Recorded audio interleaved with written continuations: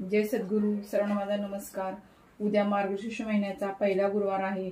आज मी तुम्हाला दाखवणार आहे देवीच्या पूजेसाठी नारळ कसा सुंदर सजवायचा. सर्वात आधी मी या नारळाच्या शेंड्या काढून घेतलेल्या आहे. आता आपण याला धुवून घेऊया.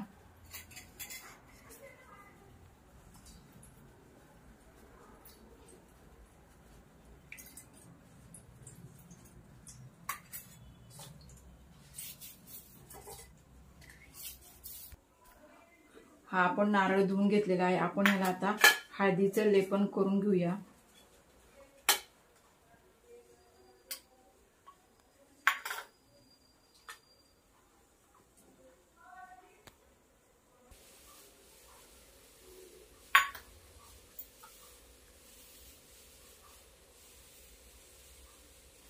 अशा प्रकारे आपण नारळाला लेपन करून घेतलेलं आहे.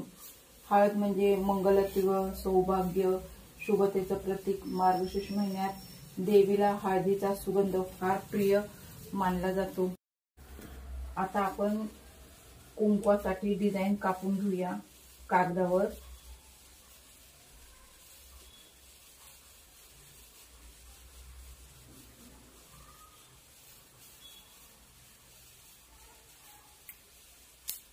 ते आता कापून घेऊया.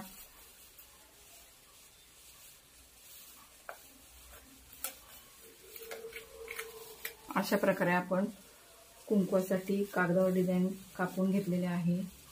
आपण तिथं कुंकू लावूया.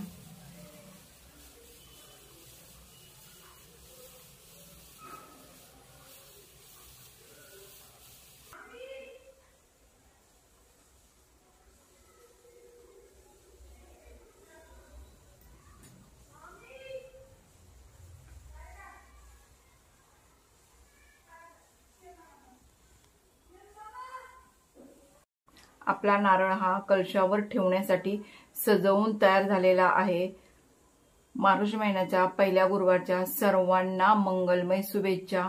व्हिडिओ आवडल्यास व्हिडिओला लाईक करा, शेअर करा आणि सबस्क्राईब करायला विसरू नका.